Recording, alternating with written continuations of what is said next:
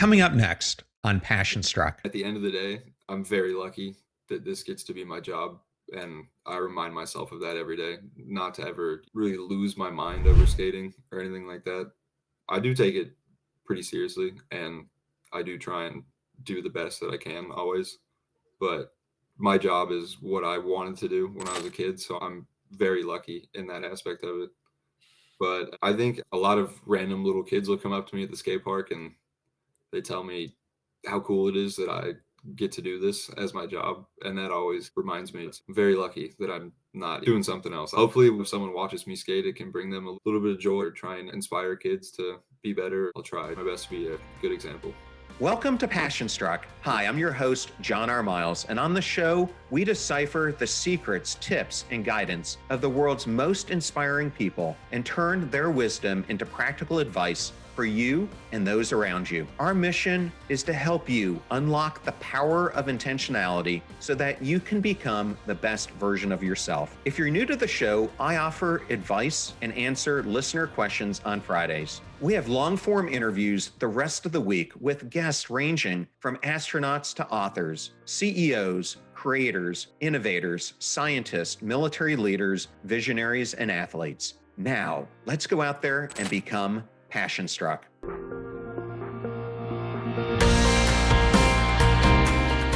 I am so excited today to welcome Tom Schaar on Passion Struck. Welcome, Tom. Thank you. Thanks for having me. As you and I were getting to know each other before we came on, I can't imagine as you were going through high school the thought of being an Olympic medalist. I remember when I was in high school, I was just focused on how well could I perform in cross country or track. Looking back, did you ever in a million years imagine that you'd be where you are today when you were 14, 15, 16 years old? No, not at all. Especially because when I first started high school, they hadn't even announced yet that skating was going to be in the Olympics. Up until then, well, it's still all right. I'll finish what I was saying first. But up until then, I was just skating for fun or whatever and doing just because I love it. And I still do. That's the point I was getting to. But no, it was a weird transition. Like you could really feel it. People just had this more nonchalant approach to skating. And then overnight, it switched. And then all of a sudden, everyone became athletes and not skateboarders, which was pretty funny, actually. Well, how did you originally get into skateboarding? Were you a cyclist at first and then transitioned, or was this kind of the first passion you had? I got into it because my older brother skated. And being the little brother, I had to steal whatever he was doing. That's how I got started. And yeah, no, as soon as I started, I just fell in love with it. And that's pretty much all it's been. Never looked back. Yeah, I remember you and my son are about the same age. And I remember when he was in elementary school, even in middle school, he loved the ripsticks and the scooters and really anything he could find out how to ride. And he's a really good snowboarder as well. So to me, the ripstick is hard. For him, he just picked it up right away. Yeah, the snowboarding's. I have some beef with snowboarding. I broke my collarbone twice in the same Yeah. season, so I'm on a long hiatus from snowboarding at the moment. Yeah, Well, you know what? Having been a skier my entire life, what always does it for me is when you ski, you're really leaning forward. yeah, And that's what gets me on when I snowboard all the time is I catch that front lip and then those face plants hurt. yeah. No, they do not feel good. Snow is not soft.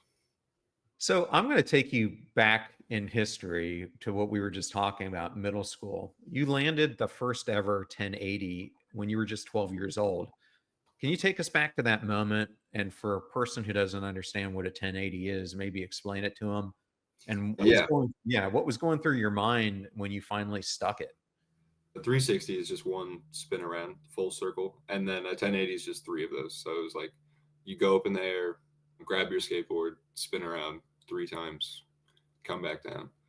I was the first person to ever do one, but I was 12. I was 13 years ago, and I can honestly hardly remember it at all. I don't know if it's from like maybe hitting my head a few too many times skating, but my memory is not the best. And I do remember that day, but I really don't remember the whole process of it or like really how it came to be, or like how just the idea came up or anything. But I remember landing it. It took 5 tries, which was very surprising. I thought it was going to take 500 or something. And yeah, that changed my life pretty much. I went on the Ellen show after that and did a whole bunch of crazy things that a 12-year-old had no idea what any of it really meant. But yeah, it's just so long ago that it feels like it was a different lifetime or a different person or something. When you look at the competition today, has the 1080 become more of a regular practice skill, or is it still pretty far in between to see people do it? It's still pretty far in between. There's 5 people that have done it now, me included. So it's still not that many people have done it. But yeah, I don't know. It's like a weird side of skateboarding. It's just like not everyone really enjoys or wants to be the person that spins a bunch. So it's not for everybody, but it's still, I think it's cool in my book. Well, we were talking about snowboarding, and I wanted to ask, what was it like to watch Shaun White attempt the 1080 and then becoming the one to land it first? Did that fuel your drive at all? I think I was like 7, and I'm from LA, so we used to live up there, and the X Games always was in LA for a long time. So we would go. My brother was obsessed with skating. I was obsessed with skating. So we would drag our parents to take us to the X Games. And I think I was like 7 when I saw him try it. But I remember it was in Staples Center. They had the big vert ramp set up, and it was pretty crazy. But I remember seeing Sean try it a few times, and he almost did one. And then I think time ran out for the contest. But yeah, I mean, I don't know if that exactly connects with why I tried it. Maybe it does, like subconsciously from being a kid, but that is pretty strange that I saw him try it first and then I somehow did it years later. For your sport, the X Games are really the pinnacle. Can you explain how they in the sport differ from the Olympics? Because X Games is where the sport became the sport, and it's more recently started to become an Olympic sport. Is that a good way to understand it? Exactly. X Games has been like our Olympics for the longest time. It's where a lot of pretty groundbreaking stuff for action sports have happened. Tony Hawk doing the 900, Travis Pastrana doing the double backflip on the dirt bike. A lot of stuff is because of the X Games, and what they've done for action sports is pretty remarkable. A lot of people, I guess, well, just we wouldn't be doing much without X Games. They really put action sports onto like a whole nother level for everybody to see. But yeah, that was all we had for a while. Yeah. So it really, going from X Games to the Olympics is a pretty crazy jump, but I think it prepared us pretty well for what to expect. For people who aren't familiar with you, I'm going to just go down this path a little bit longer. So it makes sense why I'm asking you some of the questions later on in our discussion. Not only did you shock the world when you landed that 1080, but then you shocked them even more when you became the youngest X Games gold medalist after winning the Asian X Games in Shanghai. Can you walk us back to that experience? How much of that do you remember? That's Because what I'm. How much do I remember? I remember just being in China with my mom at 11 or 12, which is a pretty crazy experience. Just getting lost everywhere we were going. It was pretty fun though. That was like the first time I really got to meet like all these other guys that I would end up skating with over the rest of my life, and they were all very nice to me, which is cool, and they were all very supportive. And yeah, that was a crazy moment. I didn't really know what I was getting into going into that contest or anything, but yeah, I guess I could launch the beginning of my competitive skating career in a way. well, you hear a lot about parents who take their kids all over the place because they're doing club sports, whether that's club soccer or club volleyball or club hockey. But it's next level when you're a parent and you take your kids to China. Yeah, How in the world did you convince your mom to do that? I have no idea. That's a great question. She's been to China with me, Australia, Brazil, everywhere you can think of, pretty much. I can see going to Australia. Yeah, I okay, love true, every true. time I go there. That's a You're good right about that's a pretty good destination. you're right about China, though. I've been to Shanghai myself, and man, it's such a big city Yeah, with so much going on. it's a So lot going on. different from the US. Yeah. So, not only were you not satisfied with one record-breaking feat, you also became the youngest Dew Tour champion, the youngest Van Pool's party champion, and the youngest Big Air gold medalist. It's like one after another. I had to, So, yeah, I don't know. I guess where I wanted to go with this is how did breaking these barriers so young shape your mindset for where you are now in your career? Do you feel like it's a blessing, or do you feel like it's a challenge to have to live up to those moments when you've accomplished so much already?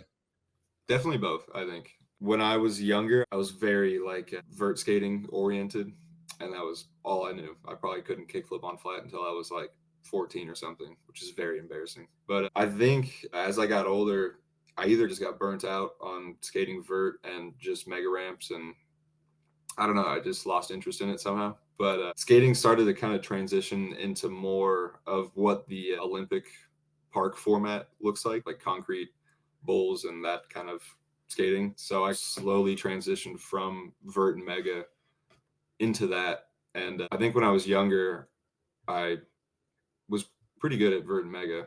And then those few years that I was transitioning was it just I felt a little lost. I didn't really know exactly what I was getting into.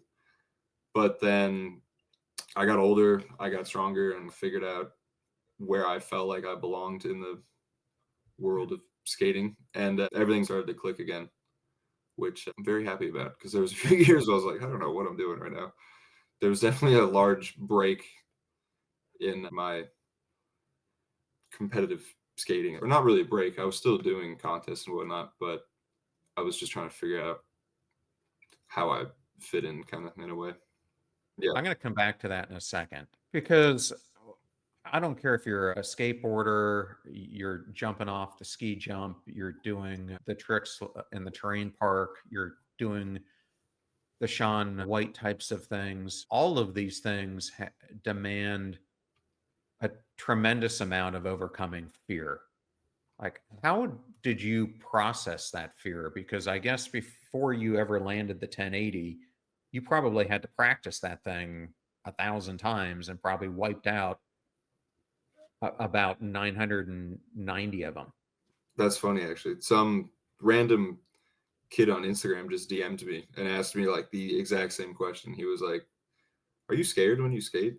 And to be honest, I'm terrified most of the time.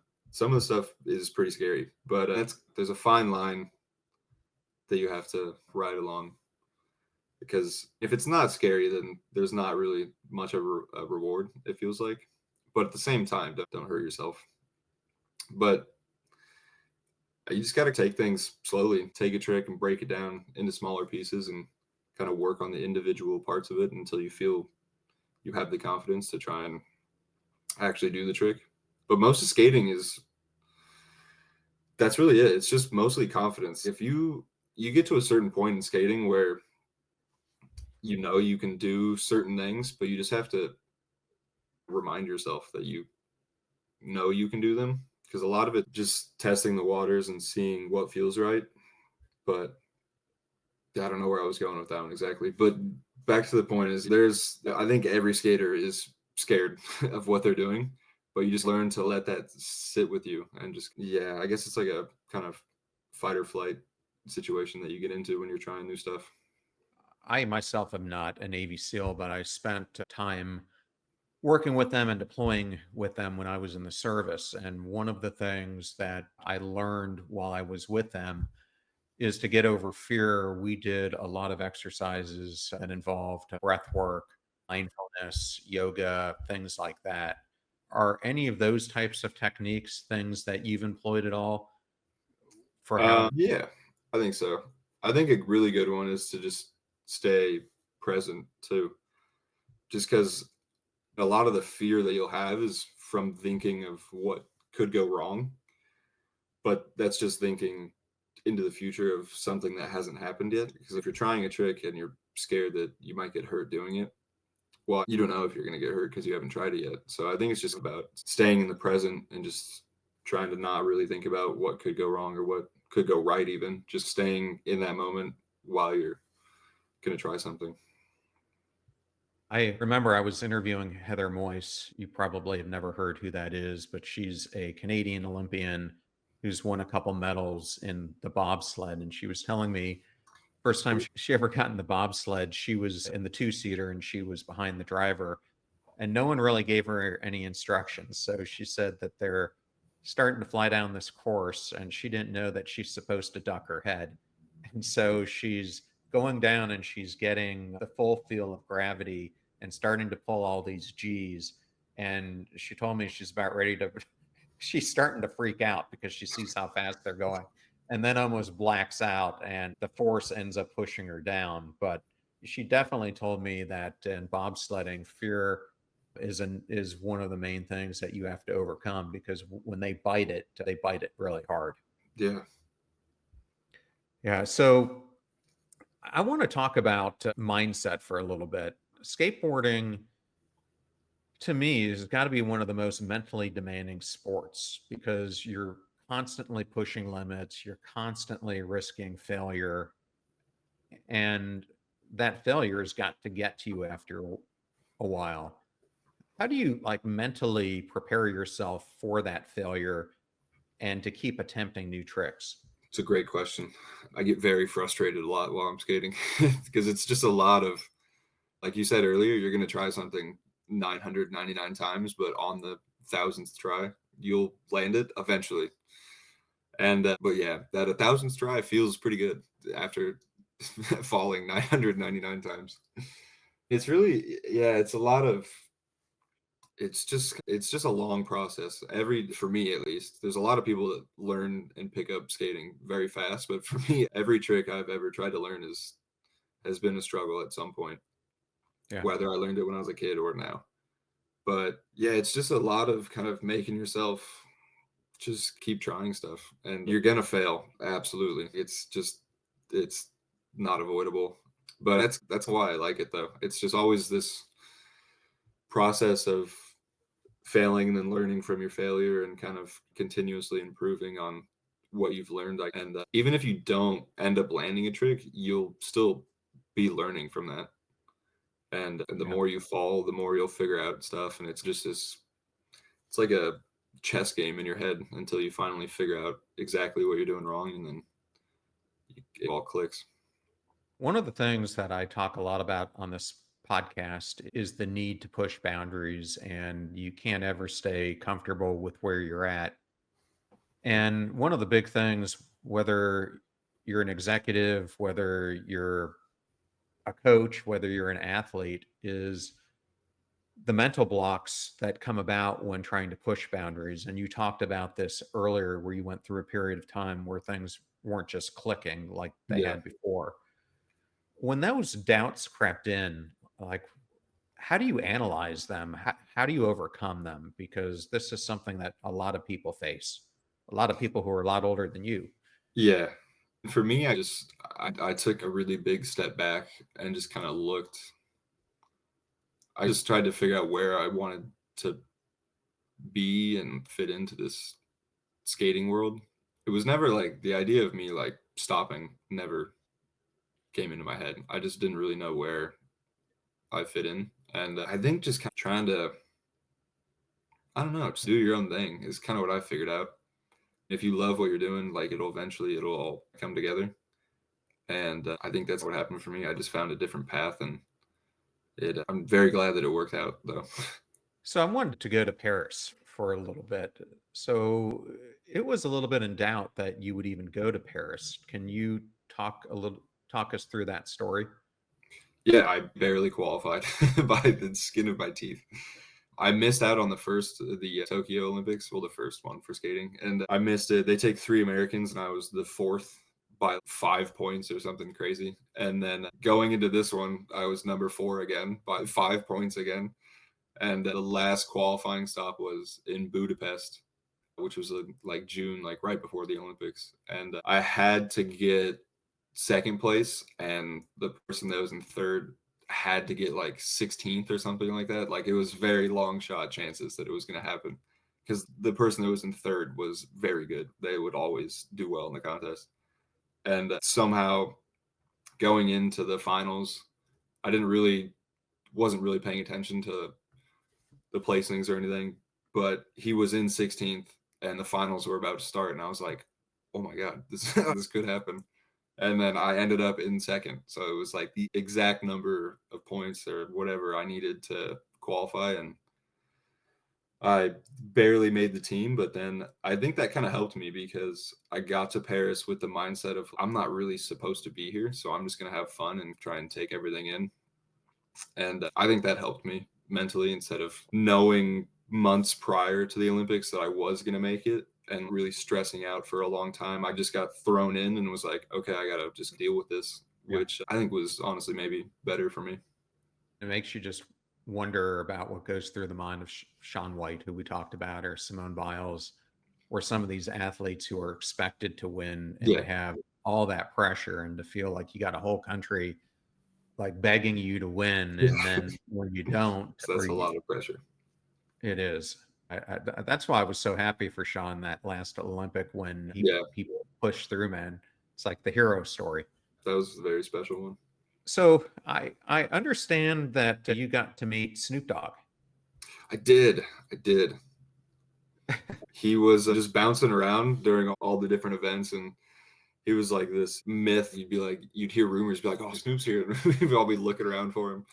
And then we saw him. He came to the skating, and he was sitting up top next to Tony Hawk. They were all hanging out. And then like midway through the finals, he started to leave. But as my run started, they played a Snoop Dogg song. And I could hear it. I had my headphones in. I was listening to my own music, but I could hear it over my headphones. As I was about to drop in, I just started smiling, because I like saw him walking down the like exit path, and then song came on and I dropped in, and then I landed my run. I popped out of the bowl, and he was like the first person I saw. He was like 10 feet away from me. And then he like yelled at me, come over here. And he gave me like a high five, gave me a hug. And then, I met him for 5 seconds, but I'm counting it for sure. That is pretty awesome. Yeah.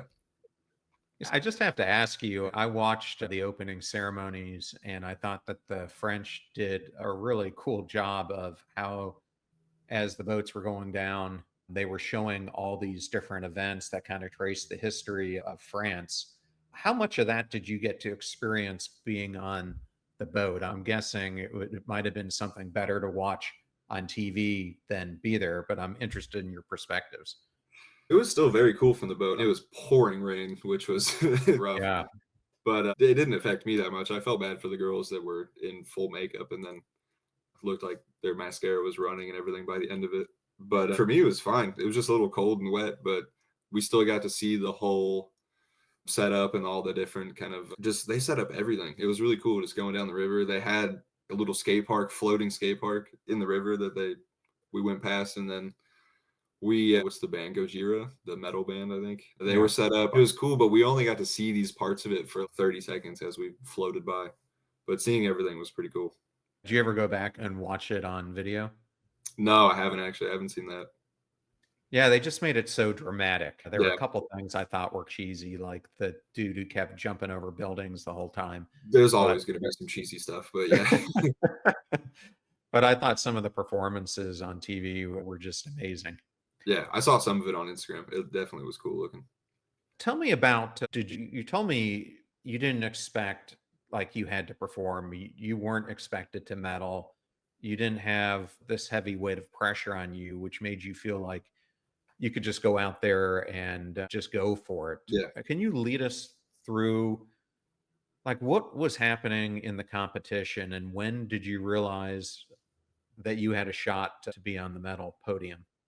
It really wasn't going into it. I hold expectations of myself. I have my own goals, but going into it, I just really was just happy to be there. I was just enjoying hanging out in the village and just seeing all my friends, enjoying the fact that we made the team actually. And I was doing more of being like a tourist than being a Olympic athlete, honestly, which I think like really did help though, because I mean, there's 10,000 of us in the village or something, and I saw everyone, and it's just this like such a serious vibe going on, and everybody just like no one's really talking to each other. It's not like a very friendly experience. Like everybody is there to win, so it's not everyone is gonna win. So it's just like frenemy, not between the skaters at all, but more the other sports. Kind of this like just a weird kind of vibe. So I was just trying to have fun. I was running around doing dumb stuff in the village the whole time. And I think just trying not to like super stress out over it. Like I definitely was mentally preparing and getting ready for it. I wasn't just like goofing around the whole time. But I think just having fun was more what I was getting at than pretending like this is a life or death moment. The future depends on this or whatever. I was just having fun with my friends. And when did you realize that you would want a medal? Did you know immediately? I nailed it. That's about. I had my whole run planned out. Like I knew exactly what I wanted to do. And you never know how the judges are going to judge your run, really. Skating's a very subjective sport, so it's hard to tell. One thing for someone can be really hard and it can be easy for someone else. So it's hard to really put a perfect score on a skateboarding run. But I think for the most part, I think 99% of the time, the judges nail it. And they're all professional skaters and they know what they're talking about. They know what they're looking at. So, but I just wanted to land my run. Like I knew what I went there to try and do, and I ended up landing it. And I honestly didn't really care if they put me in last place or if they put me in first. I just wanted to go do what I wanted to do, and that would have been good enough for me. And I noticed I got a good score for it, and I was like, that could hold for a while, and it did. I got put in second, and I stayed in second the whole rest of the contest. Well, congratulations again. Thank you. And I have to talk about two things more about related to the Olympics. I heard you on another show. A person asked you what was your favorite thing about the Olympics, and you told them table tennis. Oh, by far. It was so cool. Like how competitive? I haven't seen those matches like in person, so you can't really judge the speed and stuff. What's it like? The ball is just teleporting from side to side. You can't even follow it with your eyes. Those were like more of the very locked in people that I saw in the village. Like they were not there to have fun. They were there to win, and it was cool. I admired that intensity. But it was crazy. We saw the mixed doubles finals, and it was crazy. It's in a smaller like arena. It was like a high school basketball size stadium, and it was just packed. Like there was 5,000, 6,000 people in there, and it was loud. Like it was insanely loud. You had to be completely silent while they were playing, but as soon as somebody scored, these 6,000 people were just yelling. It was pretty cool. But some of those rallies go on for so long, and there's so much strategy behind it, speed, all the spins that they do. Because I'm like you, I grew up playing ping pong all the time with my brother, and I always thought of myself as a pretty good ping pong player. And until I remember I was at a family camp one year, and there happened to be an Asian. When I say Asian, they were like an exchange student over from Japan or China, Yeah. and I played them, and I got literally annihilated. It's crazy. They'll be 20 feet behind the table, still hitting it as hard as they can, and it was pretty fun to watch. Okay, and then I got to get real here. So here you are, you won silver medal, you're this Olympian. And do I have it right that you flew home in a middle seat? Yes, I did. I did.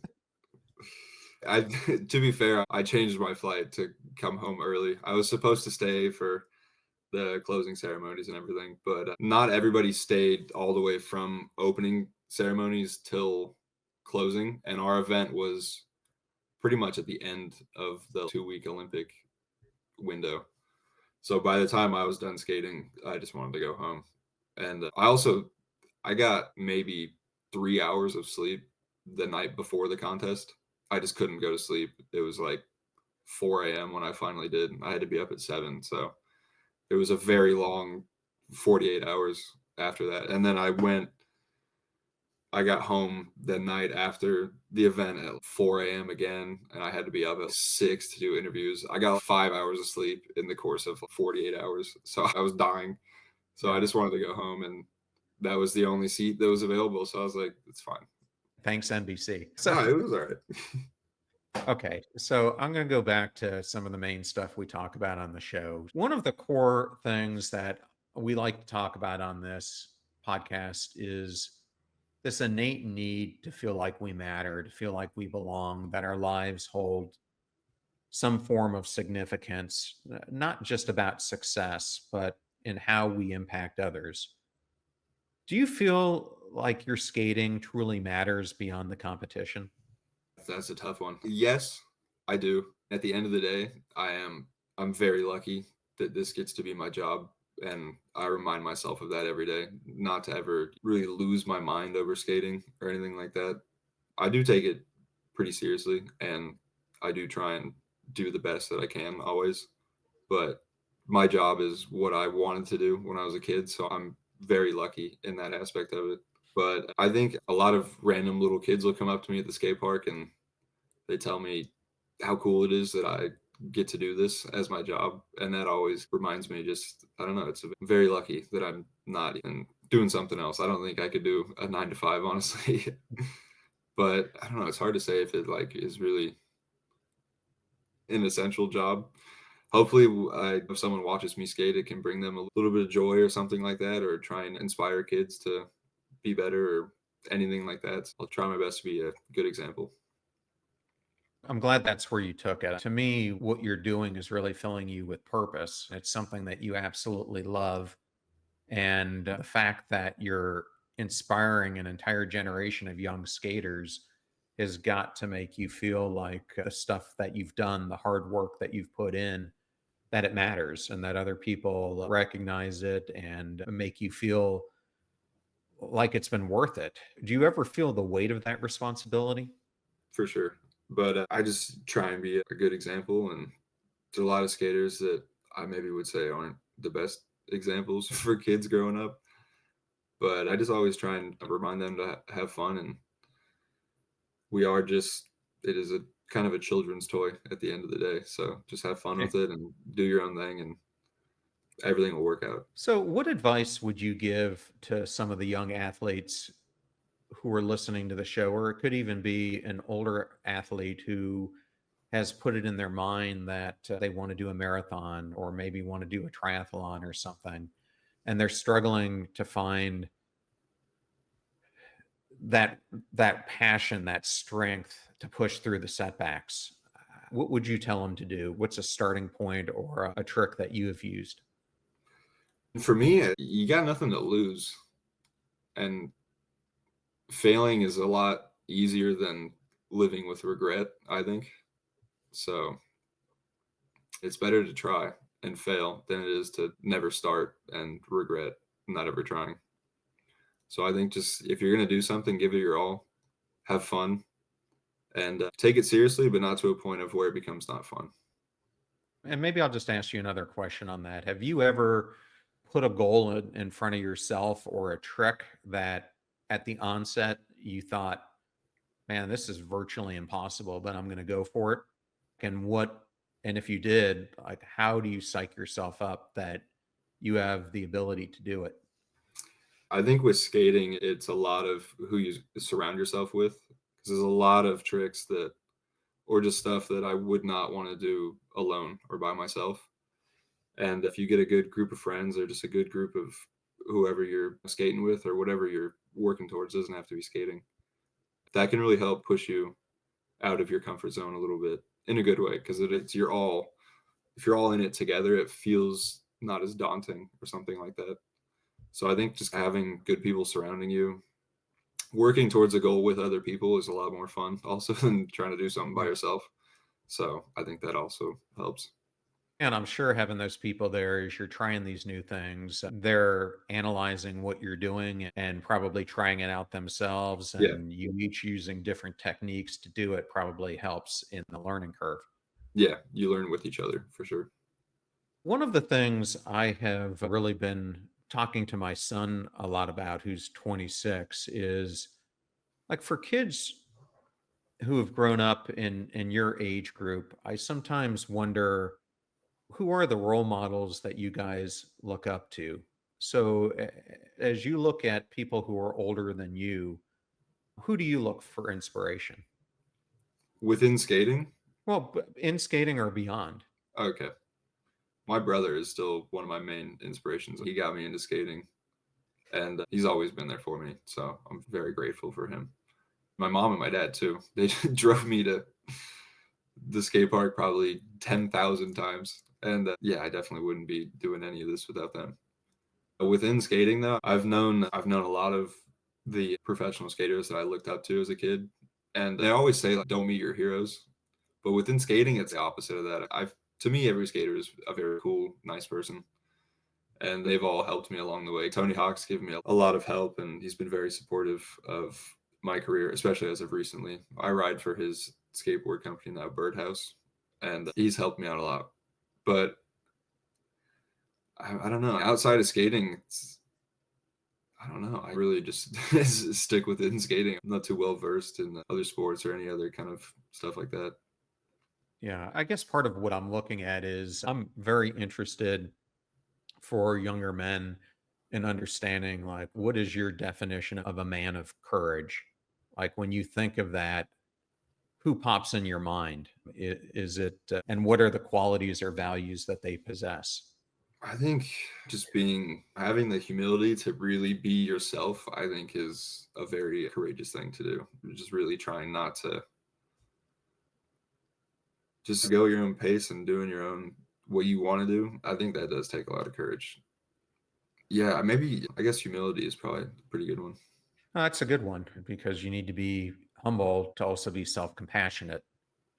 So, I wanted to ask you a couple things about progress and peak performance. One of the people I interviewed on this show was Sally Jenkins, who's a sports reporter. And I was asking her for the people like you who are world class and reach that elite level compared to the people who are really great, but never become the LeBron James or the Simone Biles.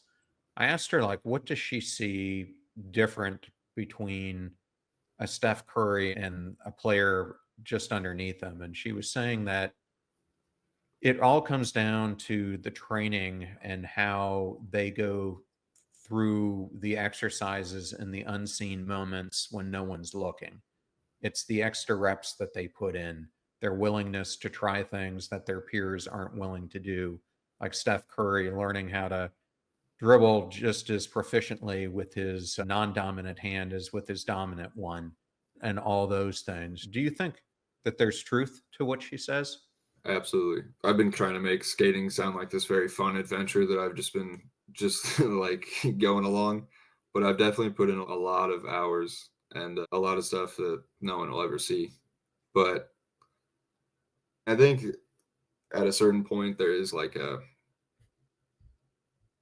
there's people that have the talent that don't put in the hard work, and then there's also people that might not have the talent but put in the hard work, and then I think there's those few that have both, and I think that's the Steph Currys and the LeBrons of the world. And I've had past guests on this show. You may or may not have ever heard of them. They're behavioral scientists like BJ Fogg and Katie Milkman who talk about habit formation and how do you create the behaviors that influence your life. And where I'm going with this is, are habits something that you concentrate on? And have you found your habits have been crucial in your evolution as an athlete? I think so. I think most of it is just kind of the habit of just showing up. There's a lot of days where I don't want to go skate or train or go to the gym or whatever it is, and you just got to make yourself go and just make your brain follow your feet in a sense. If you just Yeah. get there, it'll all come together a little bit. But besides that, I'm not really very superstitious person. I don't have these super strict. I don't do the exact same thing every day. I go skate pretty much every day, but I'm not always skating the same thing or really doing the same stuff. But I think just getting in the habit of just showing up and just trying to go to work in a sense. So I've just got a few last fun questions for you. Skateboarding has changed so much over the years, even from when you got into it. How do you see the sport evolving, especially now that it's in the Olympics? Well, with how good these kids are getting, I'm going to be out of a job in a few years. So I'm trying to keep up with these kids. But it's very cool. Since it got added to the Olympics, it's the competitive side of it is completely changed. It's not anywhere near the level it was at a few years ago, in the sense that it's higher now, and it's crazy. Every day I see some 9-year-old kid doing a trick that I've been trying to do for a few years or something like that. And but it's good. It pushes me a lot for sure. So I mean, it's only going up and it's still evolving. There's tricks in the past couple years that people have done that if you told me a few years ago happened, I would not have ever believed you. It's in good hands. Yeah. The next generations, they got this pretty figured out. So we got a lot of fun things to watch over the next 10, 15 years, is what you're saying. Yeah, it's just getting better. And what's the biggest, for someone who's not in the sport, what's the biggest difference between competing at the X Games versus the Olympics? I'm trying to think. The X Games is more of the Olympics is okay. Well, the X Games before the Olympics was Olympics. our Yeah. our Super Bowl, our NBA Finals, or whatever you want to call it. But now it's become this more. It's more like the All Star game now. It's just this fun like debut of what skating should be. We all definitely take it seriously. It's still very fun, and there's a there's some good money in it. So we're all trying to do our best. But the X Games it's very different the way they run it. It's not as serious. There's a lot more events too. There's motocross and BMXing, and there's the winter one too, which just happened a couple days ago. But yeah, I don't know. It's just you'll see the same people that are in the Olympics, but just with a different mentality. Different way to think about it for sure. Yeah. So you've completed in everything from vert to park to mega ramps. Do you have a favorite, or do you thrive on being able to master all the different styles? I think the Mega Ramp might be my favorite. It's dead now. There's one Mega Ramp in the world, and it's pretty old. It's falling apart, and there's only a handful of us that can skate it really. But I think back 10 years ago, whenever it was really at its peak, was it was pretty special. There was a lot of people skating it. I think it's the most exciting thing to watch too. So hopefully they could add that to the Olympics someday. Be pretty cool. I remember watching it years ago, and it looked like a heck of a lot of fun to do it. Yeah, it is. You're still really young. You're 25, but you're already a legend in skateboarding. What do you want your legacy in the sport to be? Right now I'm trying to work on there's like the competitive side of skating, and then there's like the more core side of it, which is like filming video parts and releasing your own videos of trying to do your best stuff. And I've been focusing on that a lot more because the people that I looked up to as a kid were more kind of video part oriented, and you can win a contest and that'll be exciting for a few months or a year or whatever, but a video will last forever. That's your Yeah. legacy. That's what you leave with skating, and that's what I've been really trying to focus on more. And I've been working on one since as soon as the Olympics finished, so it's almost done. It should be done in the next couple weeks or something. Just got to finish a few more things and then start working on another one, and then I guess probably keep doing that until 2026 or whenever the next Olympic qualifiers the season starts. So I want to go all the way back to high school and thinking about your high school classmates and everything else. If you didn't make it as a pro skateboarder, what do you think you'd be doing right now? I have no idea. I think about that a lot. I honestly have no idea what I'd be doing. My dad runs a construction company, so he always says I can go work for him if I need to. So I'd probably be doing that right now. But I took wood shop in high school, and my teacher would always make fun of me. He was like, "You're putting all your eggs in one basket." He was like, "What happens if it doesn't work out?" And I was like, "I don't know. I guess we'll find out if we get to that point." Well, cool. Oh, the last question I wanted to ask you, Tom, is looking back on your journey so far, what's been the most defining moment for you, not just in skating, but in life? Oh, that's a tough question.